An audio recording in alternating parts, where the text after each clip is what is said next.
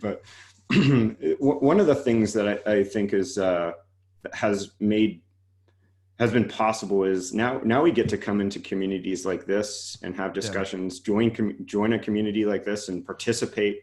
And it wasn't as easy to access before or meet new people from around the world. And I feel like I just have had so much of a chance to work with so many different people that I've worked with in the past or hung out with in the past, like Barry and Christian. But I feel like we have a better capability now. Nobody's as scared of turning their camera on, right? Yeah. Whereas before, I think they were. Now I think it's just going to become part of who we are. Yeah. So. I also noticed that in the beginning, we always really needed those 5 minutes of technical startup, and the 5 minutes became 10. And nowadays it's more like everyone just knows what to do, knows how to prepare. We hardly need it anymore. So that's interesting as well. Yeah. Chris, do you want to do the next one? Yeah, sure. I'm done configuring everything, so I can jump in the conversation. So one of the possibilities also for Barry and me was to spend a lot of time on writing our own book. And of course, you've written this really awesome book. I'll just hold it up again, Fixing Your Scrum. And we were thinking while preparing this interview, like, what did you notice or observe about Scrum teams that made you that compelled you to write this book? What made you decide this is what I'm going to spend my time on for the coming weeks, months, because it's a lot of time? Yeah. So it's actually, it ended up being about 2 years of work, 2 years of really, and as you guys know, it's just, you're never quite happy with it. It's never quite done. You want the chapters to be better. And so, yeah, it was 2 years of just bending our brains, trying to figure out how do we help teams get past the most common stuff, because, we would walk into classrooms or into companies and we saw the same stuff over and over and over. In fact, I was having trouble sleeping last night, and I think I was excited to see you guys, and I was just like, I can't sleep. So I made a mistake. I fired up Twitter. I was just looking at what was going on Twitter, and I follow the Scrum hashtag, and there's people that are putting things out there that are just false about Scrum. And after 20 years, you would think we would understand what the daily Scrum event is all about and why it's important and how, but no, it's just a stand-up and you report your status, and you see that over and over and over again. And finally your brain just kind of breaks a little bit, and you're like, I am going to put down on paper the purpose of this event, the value of this event, how it empowers and helps people, and ways to heal a faulty daily Scrum. And then it turns into, well, yeah, people are struggling with the sprint review. And we just see these things over and over. And it's not that we're not trying to be pedantic and correct everybody and be the Scrum police.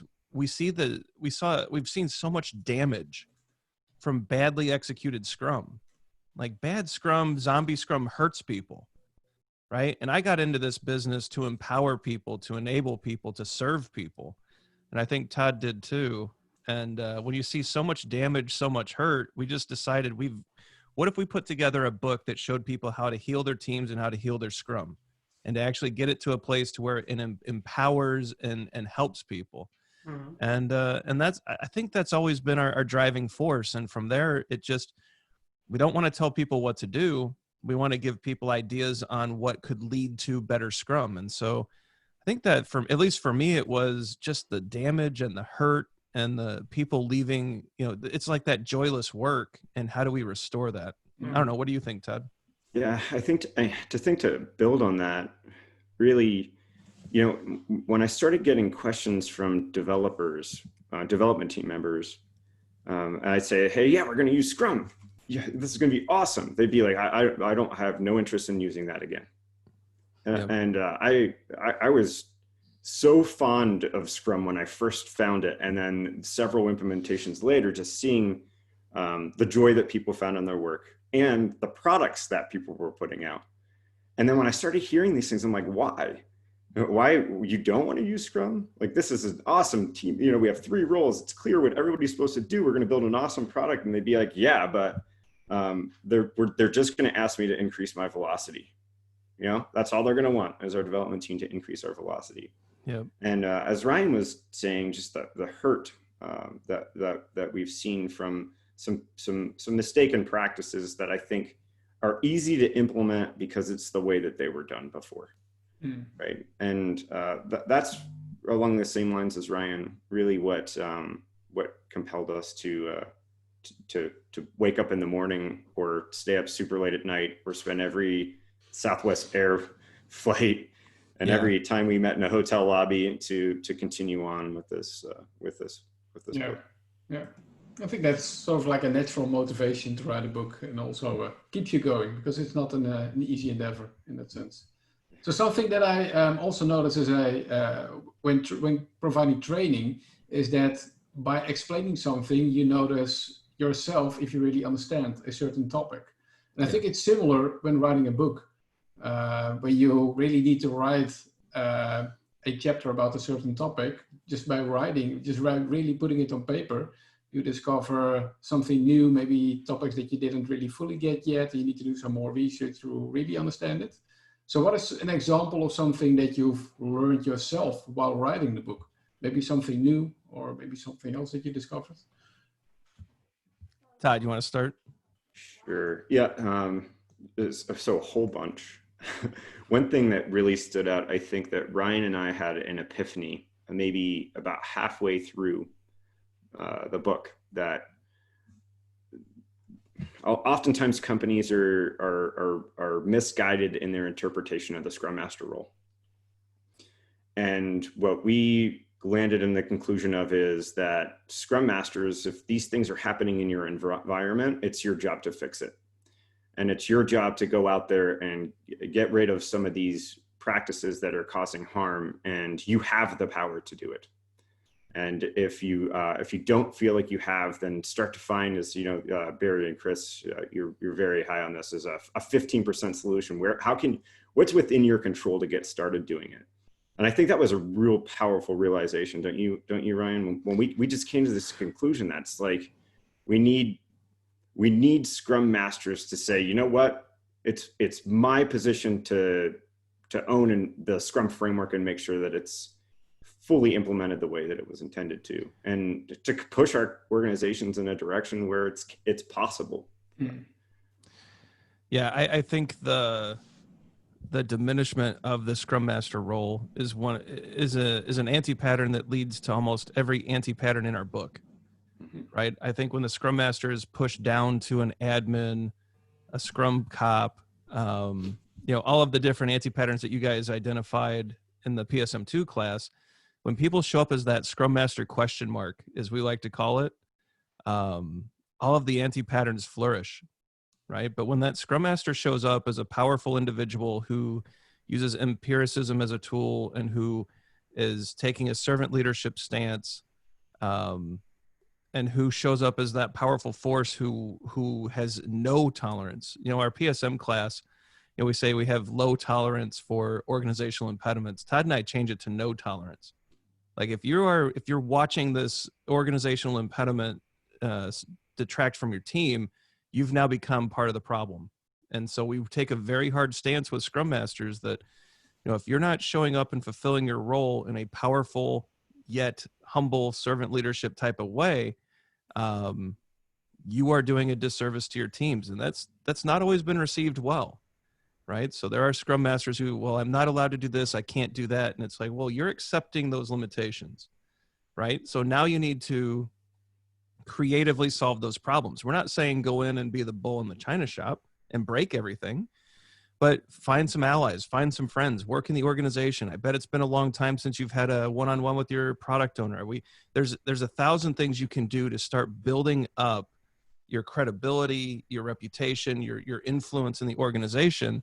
And you're sitting around with the devs talking about build processes, right? Get out of your Scrum. Todd has this term I love, the Scrum bubble. I think far too many Scrum Masters get comfortable in this bubble where and I've done this, I'm guilty of this. This is why we wrote about it. I would sit with the dev team being a former developer, and I was comfortable there and I could help them. And I thought I still knew tech, and I don't know tech. Do not listen to me when it comes to tech. Right. But, I would stay in that bubble and it was comfortable, but then the product owner had concerns. I said, go talk to your people, or the org was in trouble, and it's, I'm not HR. It's not my problem. But no, I needed to jump in and get out of the bubble, jump into the mix, and really help the teams. And Yeah, it's unfair. But this book, I call it a 2x4 with a love letter attached to it, right? Wow. It's like we hit the Scrum Master pretty hard up front, but then we bring them along. It's like, no, we care about you, we love you, we want you to do well, and here's all the things that we've done to try to fix these problems. So, and all the hopefully things we've done wrong too, because we've done quite a bit of wrong in our careers. Oh, there's 50 or 60. We air some of that dirty laundry things that we've made mistakes with. Many failure stories from both of us, right? Yeah, but I think that's great. That's also honest, right? That's also giving the example that it's okay to make mistakes and that you will make a lot of mistakes in this kind of work. Absolutely. The best lessons have come from our failures. Like the best nuggets in the book were insights that we had when we reflected on the things that didn't go so well and we tried again. Like that's where the best stuff comes from. It was hard to write some of that too. Knowing that people, more about that. What made it knowing hard? that there was a chance people could read it. Yeah.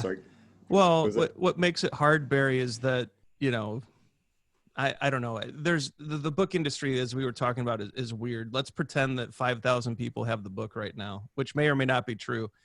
That means there's 5,000 people in our community who are reading almost every dumb thing that Todd and I have done to or with a Scrum team. And we had a moment writing the book where we're like, we're either going to do this in an authentic way or we need to shelve it. And we decided, let's just share everything. So here's all of our faults. Here's all of our bad ideas. Here's all the things that we did to screw up. But here's also every idea that we try, every thought that we've had when we try to solve them. So it's not a prescriptive book. Like if you turn to the daily Scrum chapter, for example, we don't give you here's the golden way of facilitating a daily Scrum. Here's the right and true thing to do. Here's some questions to ask. Here's a liberating structure to try. Here's a different perspective on the daily Scrum that could help, you know, unlock an idea in your brain. And that's scary too, because people want the playbook. I'm sure you guys have run into this too, where just tell us what to do and we'll do it. And we don't know what you should do. We have some ideas about what you could do. And here's everything we've tried that doesn't work. And so people can match all that up and come up with their new ideas. The scary part, you know, we talked about this a few times, Todd, where people are going to think we're just hacks, or the imposter syndrome pops in, or, you know, and finally we just push that aside, and we've worked hard. We've strived to get better, but you know what? Tomorrow, if I go work with a Scrum team, I might screw up again. And it's important that Scrum Masters see that two people, well, all four of us are considered. Now, I did a podcast yesterday and someone really embarrassed me. Said, "Oh, I've got Ryan Ripley on the show and he's probably one of the most famous Scrum Masters on the planet." And I'm like, stop that. But at the same time, it's like, if we're in those positions, like, first of all, I don't agree with that host. He was being overly kind. But, you know, if Todd and Christian and Barry and myself, if we are more visible, if we can make mistakes tomorrow, it's almost empowering the rest of the Scrum Master community to make the mistakes, but learn from them. Yeah. Right. Yeah. And show up differently tomorrow, the next day, and do something better. Right. And eventually it would be awesome if the community also shares their learning so that we can all learn from each other. Yeah.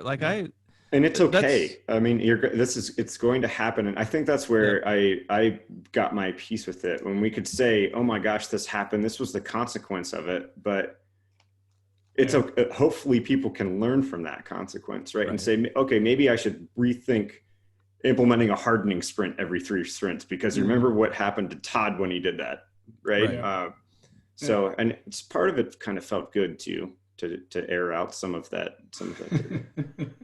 So what we're going to do as a next step is, this was the first part of the interview. So I can imagine that everyone that is listening right now has maybe some new questions that emerged, or they already had a big question that they really would like to ask, that they already had in mind while starting this, while signing up for this meetup. So in a moment, maybe Chris, you can go to the next slide. Let's do it right now. Let's take 1 minute individually. It's not explained on the Google presentation here, but let's just do it. It's over there. Let's take 2 minutes actually. So let's take 2 minutes individually to think of a big question that you have for Ryan and Todd. So could be a question you already had in mind, something new that emerged while Ryan and Todd were talking. So like a really annoying, difficult, tough question, a bold question, something that really makes Ryan and Todd work to answer. So make it a big question. Excellent. So 2 minutes.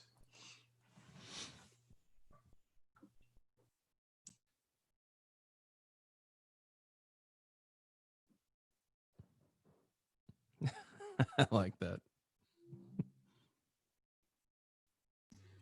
I prefer a really easy question. Yeah, it's early here. It's like it's still morning.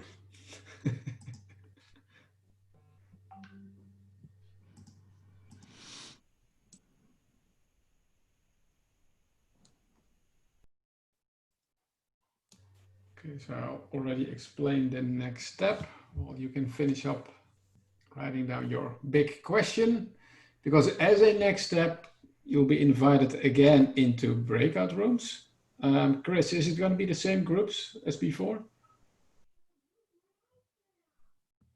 No, it's smaller groups and different configurations. It's about 3 people per group. Okay, so that's even better. So then you'll get to know more people as well that are part of this meetup. Yeah. In your group, share your big question with each other, and as a group, pick one question and write down that question in one of the slides in the Google presentation. And it should be quite obvious. If you are in breakout room number 1, then you can write down your question in slide number 13, which has a line that says breakout room number 1. I think we have like 4 slides in total. So if we have 20 breakout rooms, then everyone can write down their question. After roughly about 3 to 5 minutes, you'll be automatically invited back into the main room. And then Ryan and Todd will take some time to answer some of the questions. We're going to take 30 minutes to answer the questions. Anything to add, Chris? Maybe one thing about being in small breakout rooms and some feedback we received from people, which we should have probably mentioned before, but this group is such an international group with people from all over the world. Some of us are not as fluent in English than others. So if that's the case in your group, also help each other a little bit. Maybe there are ways you can make it easier for each other to contribute, because if you don't speak English well, it may be difficult to contribute, or you may find it difficult to express yourself. So maybe we can help each other there too. Yeah, thanks. Good one. I'm opening the breakout rooms now. See you back in 5 minutes. Cool. Nope.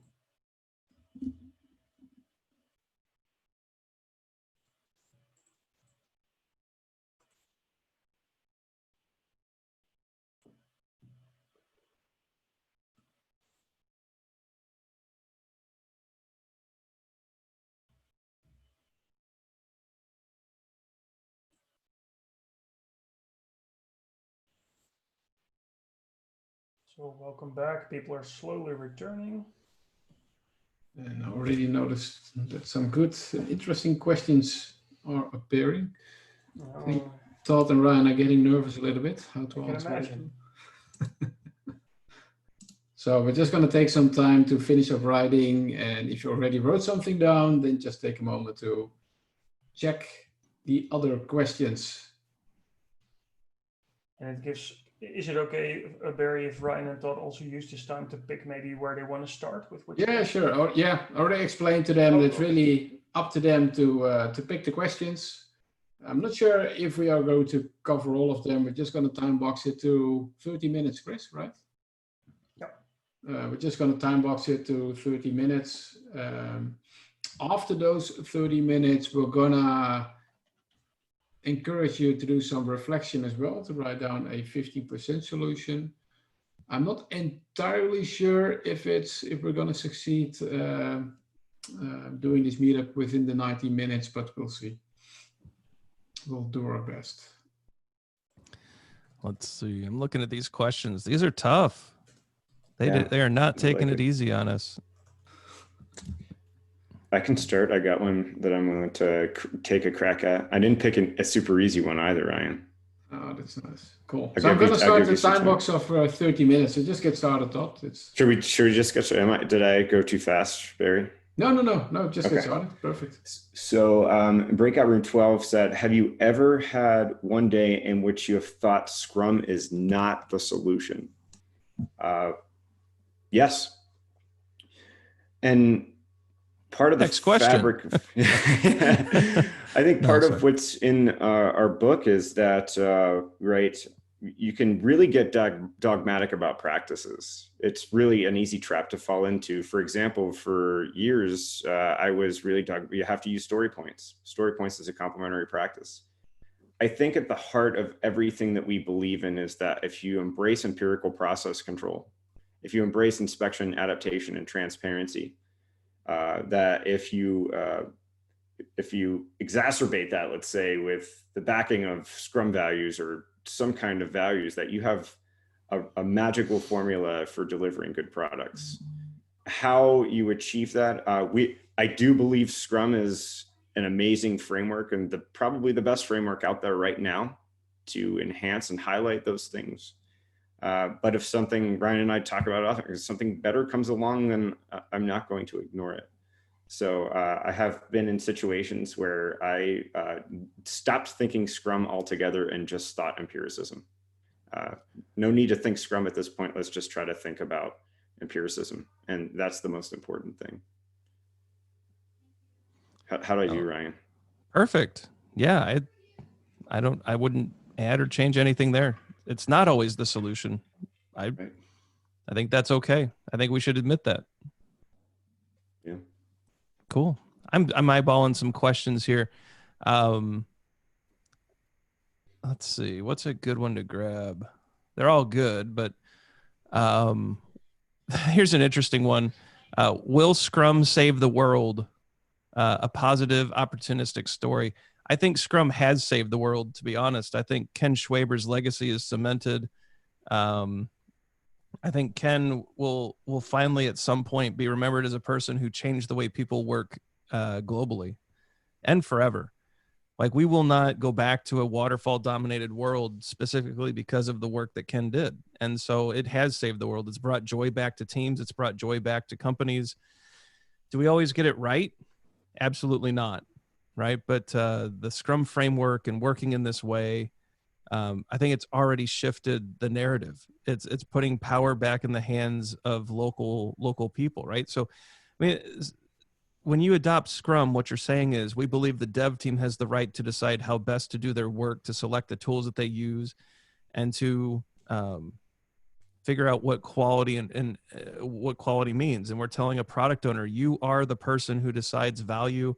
You have complete control over this product. You don't have to ask anybody for anything. And we're telling a Scrum Master, we trust you, we support you, make Scrum work here. From an organizational perspective, from a team perspective, from a systems thinking perspective, there's this horrible myth that Scrum is not a systems thinking framework, which is just ridiculous. We are uncovering the flaws in every system in the organization, and we're solving them, which makes people's lives better. For me, it's already saved the world. Like, I hated my job as a project manager. I hated having to tell people what to do. It always felt wrong.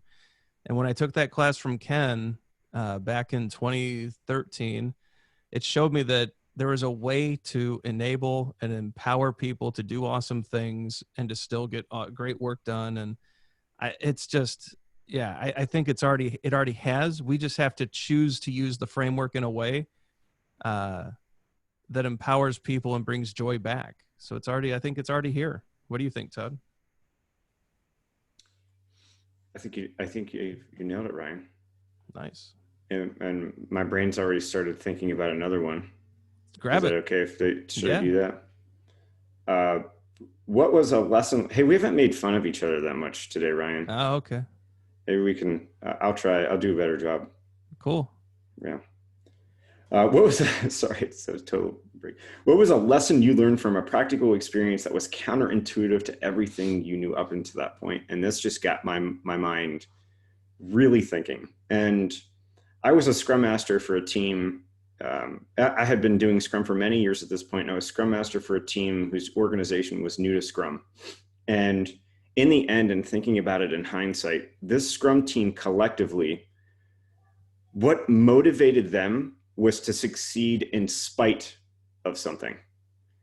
So we had all of these factors in the organization going against us, and the Scrum team bonded together in spite of them. And literally, they succeeded because they were upset with people telling them they couldn't do it. And that always stuck out to me, because before that, a lot of my dealings with a team-oriented thing is this notion of harmony and how everybody's getting along, everybody's happy going out to lunch. And this team just bonded together because they were super upset. And people were constantly telling them what they couldn't do. And that motivated them so much to succeed in spite of something. I hope that's not the norm, but after I stepped back out of that, I was like, wow, the primary motivation of this team wasn't to build a good product. It was to show people that they could do something that they were told they couldn't do. I'm not suggesting that's the stance that you take, because I think that might be the exception, not the rule, but that was very much counterintuitive to my thinking that as a Scrum Master, we hear all these things about creating such a harmonious environment from the organization to within your Scrum team to all the ancillary things that are happening, and that wasn't the case at all. And this team built an innovative product that they won awards for. So cool.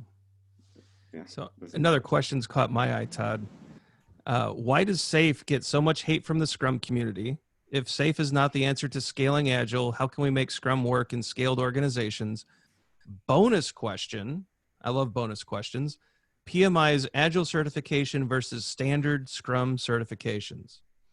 This one's like a minefield, isn't it? So why does SAFe get so much hate from the Scrum community? I don't hate SAFe. So I actually took during the COVID lockdown, I took the SPC 5 course from Yuval Urit, a fellow professional Scrum trainer. And after taking the class, I decided it's not for me, right? When I see SAFe, and I think this is where a lot of the angst and stuff comes in. I see some really interesting practices at a portfolio level. I think that's where Scrum, there's kind of a gap. And I think SAFe has like successfully filled this gap of here's how you manage a portfolio of work. Here's how you could choose to. I think where it loses me is that once you get down into the team stuff, they've tried to reinvent Scrum, use different terms. They've kind of co-opted a framework, but then turned it very prescriptive. And eventually it starts looking like waterfall again. And so for me, I'm not interested in that kind of work. Like as Todd said, we are laser focused on empiricism. Our book is honestly a book that's using empiricism to discover the issues in your Scrum and then helping you correct them. Like that is our jam.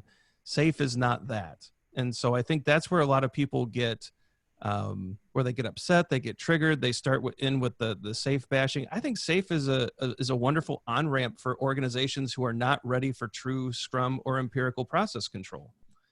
Let's get them started on at least empowering teams, and that's a good step. But it's just, for me, it's still unsatisfying. When it comes to scaled Agile, my stance is don't. Like, why are you scaling something? I've yet to see an organization who has solved all of their organizational impediments. I've yet to see an organization who has done Scrum in a masterful way.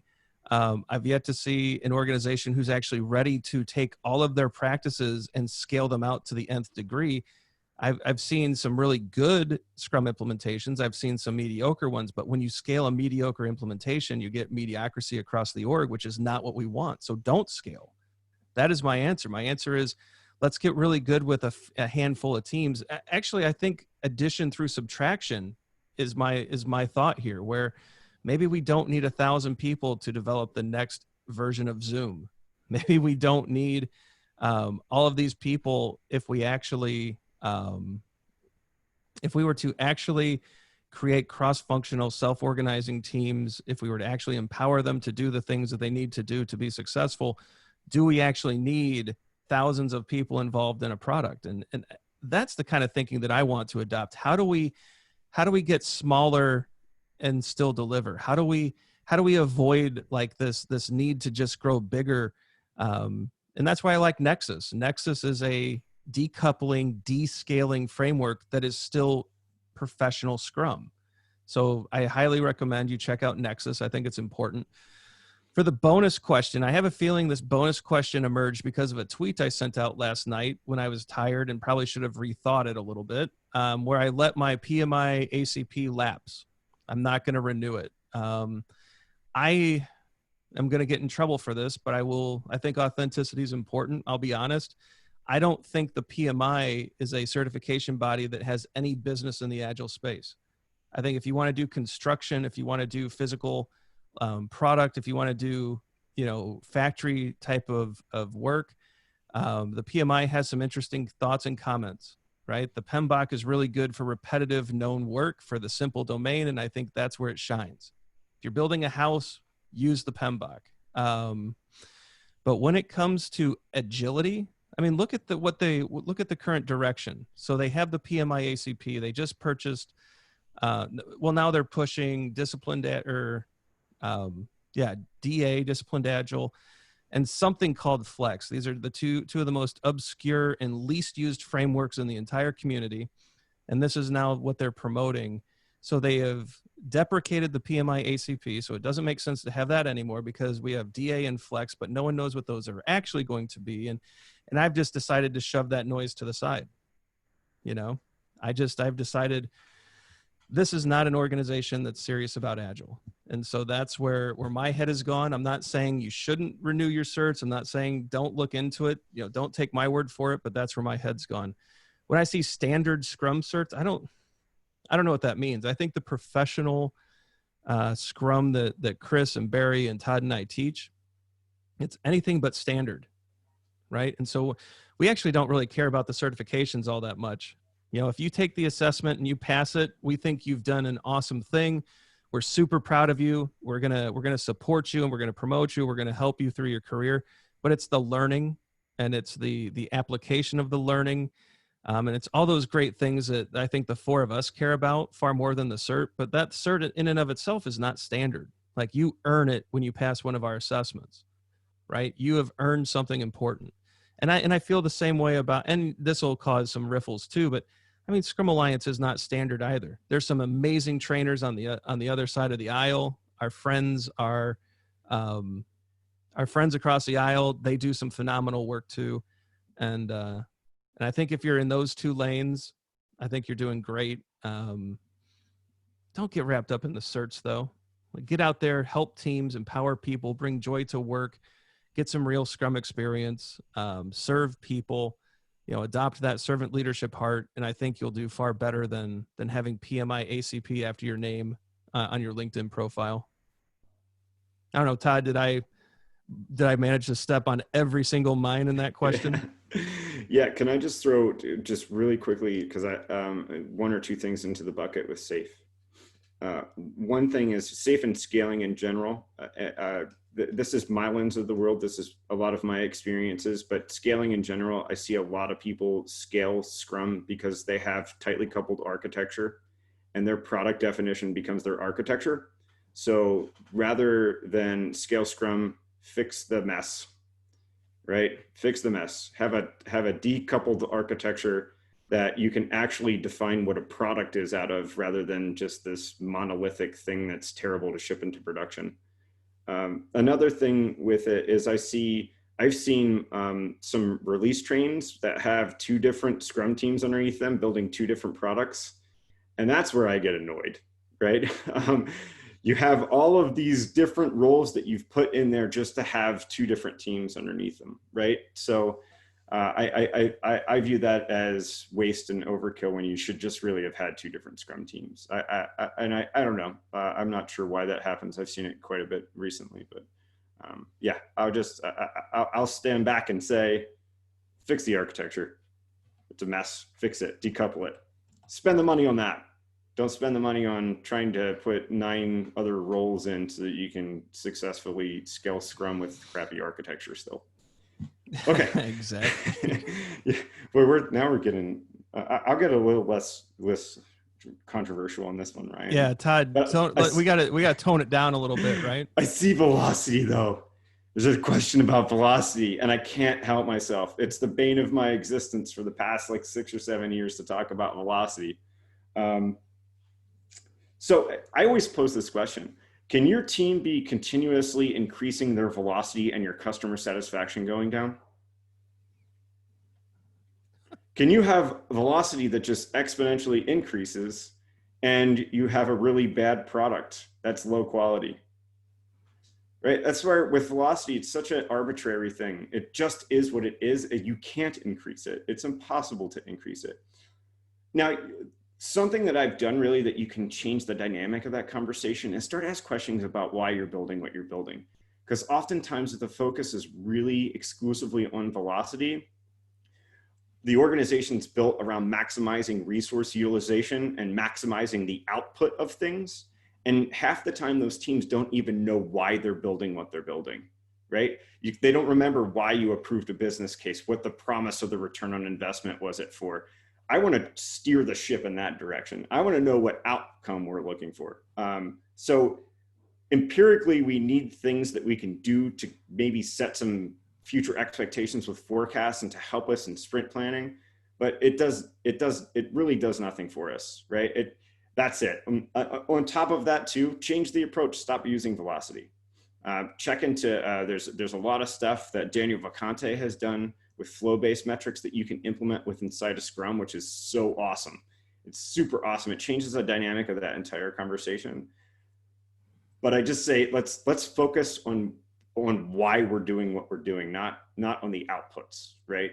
And so that's really helped me when you start asking that question. So, we talk about sprint goals a lot. Why even do this sprint? Why should the product owner spend money on a sprint? Why are we doing this product altogether? What's the end state? What's the goal? And what's a measurable outcome to know whether we were successful with that goal or not? Really try to steer it to that kind of conversation. So to tag that on, to that, Todd, there's another question that how do you reduce the pressure on a team when they're required to increase velocity constantly? And so my answer is take the current estimations and multiply them for the next sprint by 1.1. And the next sprint multiply by 1.2, and the next sprint multiply by, just artificially inflate them until the pressure goes away. And keep focusing on value in the meantime. And make sure your customers are delighted that you're delivering high quality and that you're doing all the right things. Right?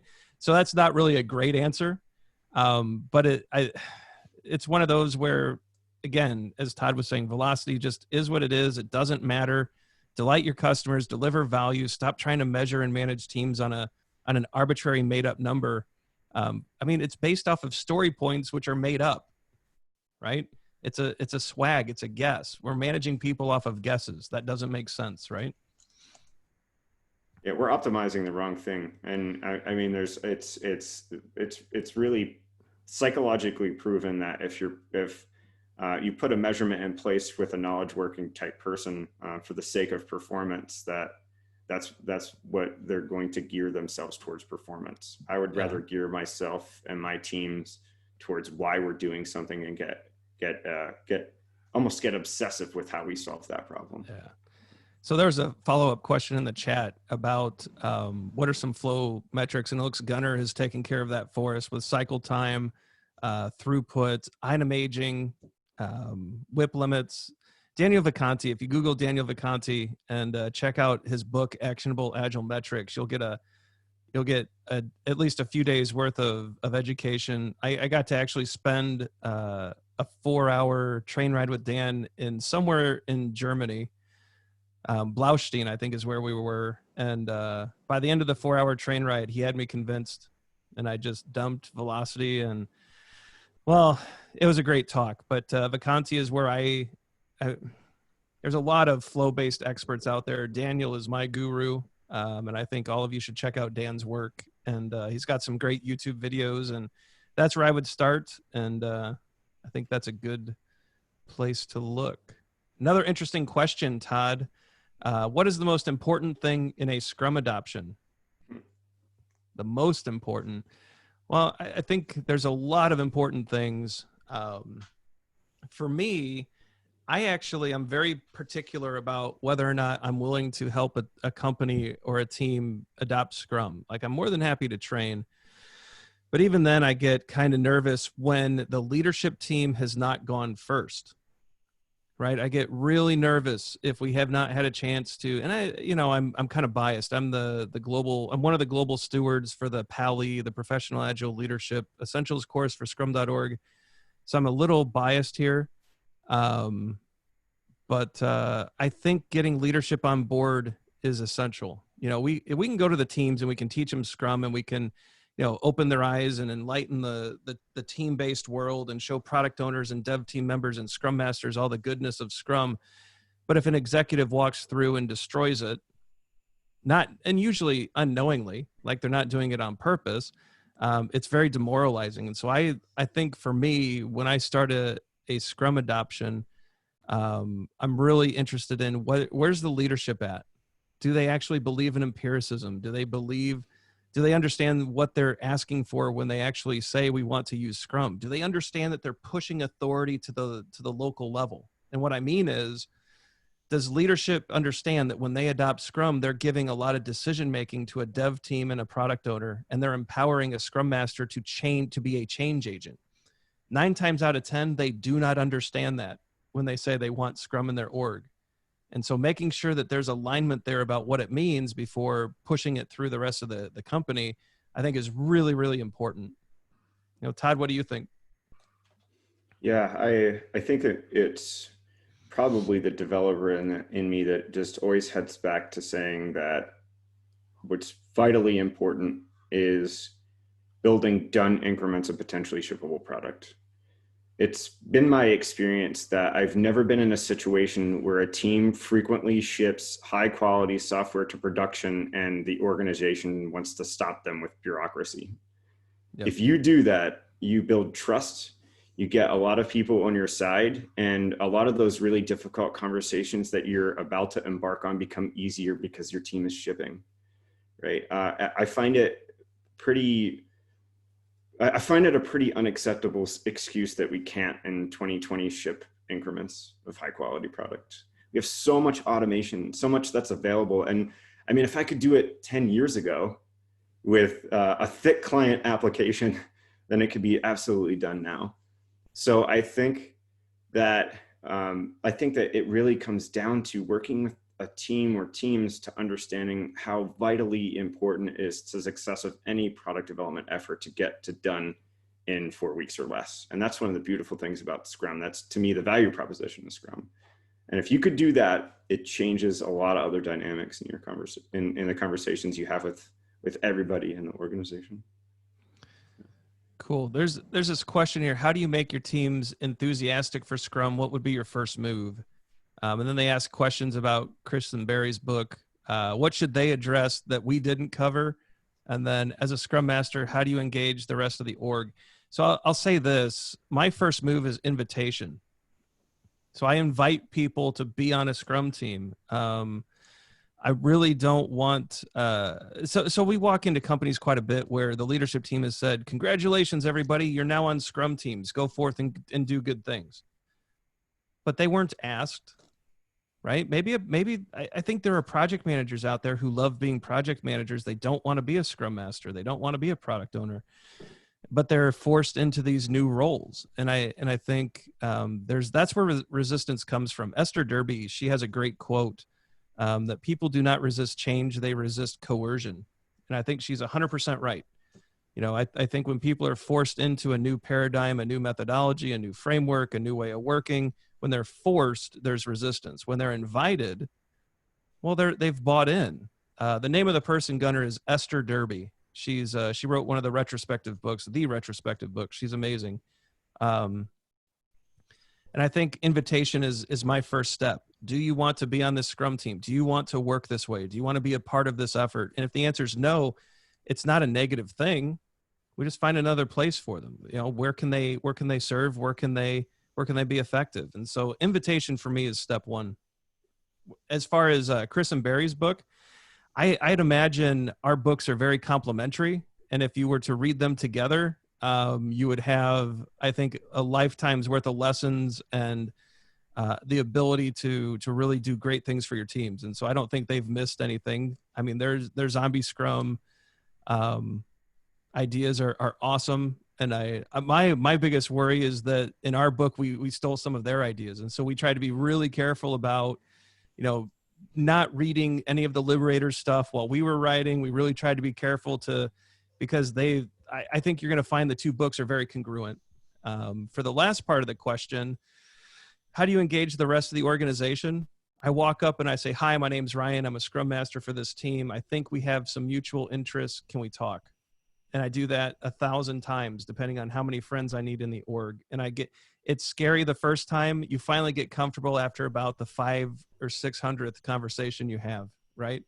But you make the intentional effort to get out in the org and actually talk to people.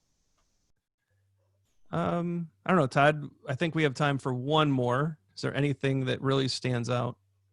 We have 90 seconds. So I just to somebody asked about EBM. I love evidence-based management. It's a framework with Scrum.org. I use it a ton. I think it's amazing. It helps to change some of the conversations with the 4 key value areas and key value metrics that you can put underneath those. That's a very awesome framework that you can take a look at that might help you change that metrics conversation that I just can't get out of my head now. But yeah, other than that, I don't see any other real quick answers. Well, here's one of my favorites. Like, what will be the next big iteration evolution for the Scrum Guide? We don't know. I mean, we have our inklings. We have some, we see things, we hear things. I think the next big thing, if I were to guess, is simplification.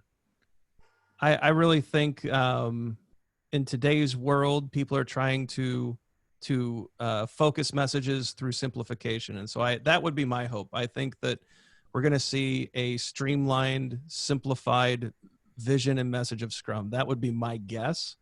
But who knows? And we don't know when that'll happen and when it could be. But I love the Scrum Guide as it sits today. I think it's changed the world as is. And it could only get better. Who knows, Sebastian? Maybe 2020, maybe 2021. I wish we knew.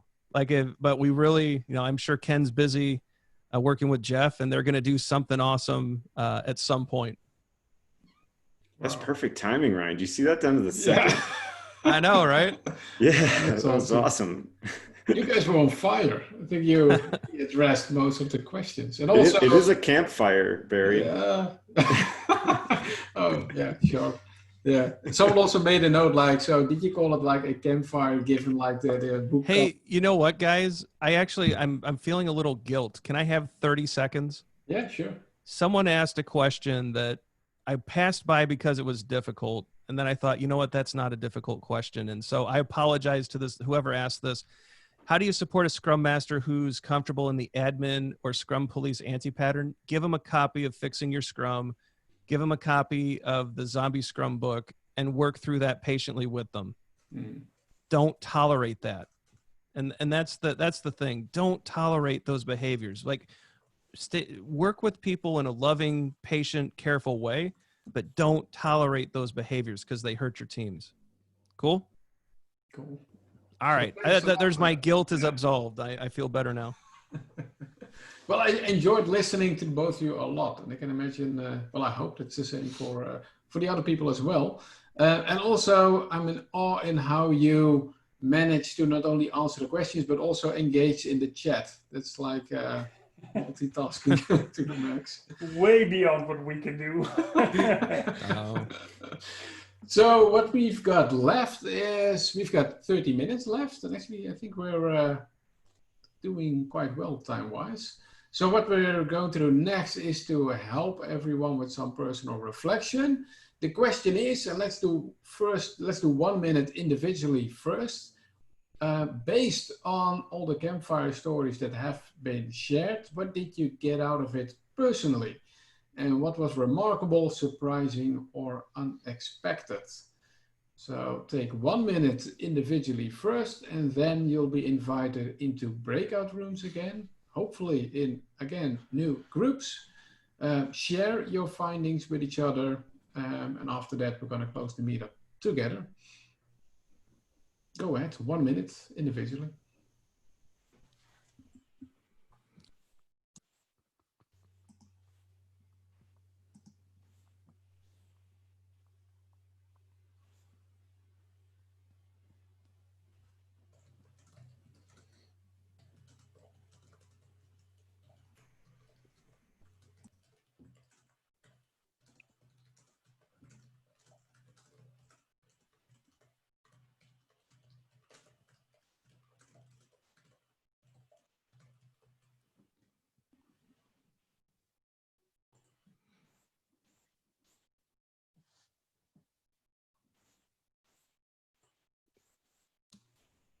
So I think that was roughly 1 minute. Chris, are you ready? I'm still configuring people because some people are dropping out, so I have to form new groups all the time. So just a second. Can you explain one more time, maybe, Barry? Yeah, sure. So in a moment, you'll be invited into breakout rooms. You'll find a couple of other people in there as well. Share the thing that you just wrote down. Share your key takeaway, something that was remarkable, surprising, or unexpected. And maybe you can just help each other out a bit. Maybe there are still some questions left that you can discuss with each other. It's going to be 7 minutes in total. After those 7 minutes, you'll be invited back into the main room, and then we're going to close the meetup together. Cool. So we promised a 90-minute meetup, and I think it's going to be 90 minutes sharp. Chris, ready? Yep, I'm opening the breakout rooms now. See you back in 7.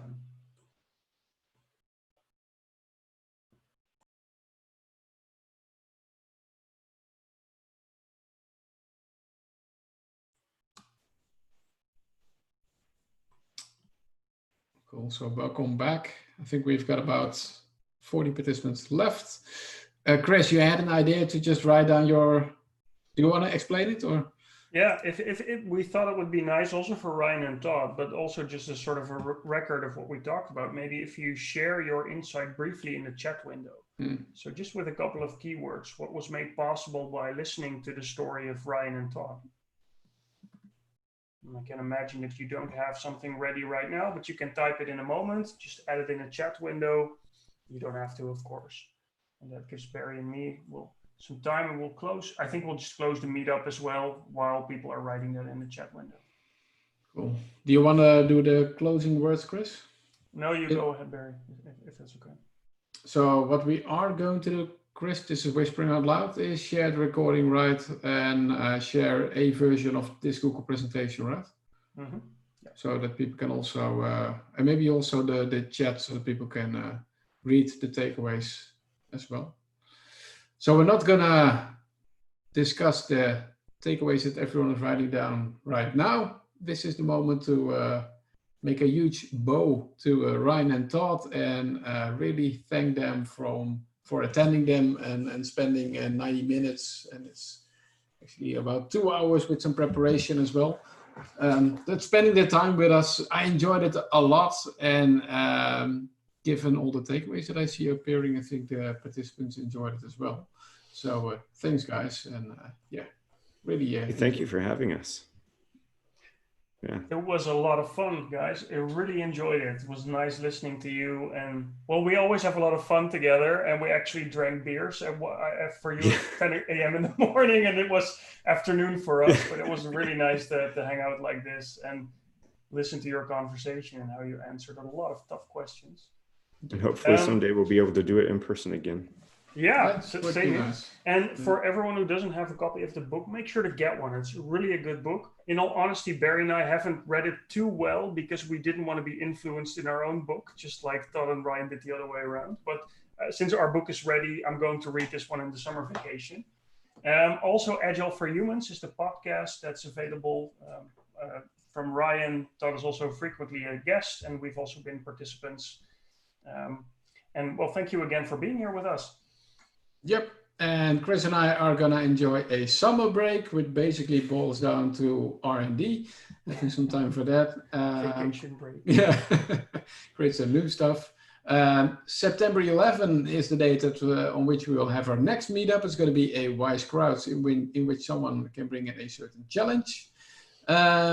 And if you like our writing, just check out our Medium page. And if you like these types of meetups and you would like to see more of this, then a donation is not required, but it's appreciated because all this time that we put into it, it's just our spare time. We don't ask any money for this. And these type of meetups will remain free, but any kind of donation is always appreciated. So thanks again, and let's just wrap it up. And we hope to see you during a next meetup. Cool. Take care, everyone. Everybody. Stay safe, and we'll see you for the next meetup, which is virtual, by the way. Yep. Bye-bye. Cool. Take Bye. care. Have a great weekend. And Ryan and Todd, maybe we can hang out in a separate room for just a moment to debrief together. Is it okay with you? Sure. Okay. We'll just assign yes, we'll save the chat, Glory. Will do.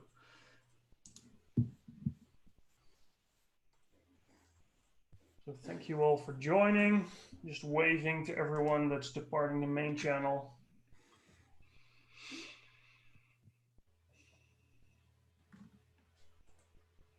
And yes, Charles, the recording will be made available. I have to do some editing for it, but it will be made available in the coming days.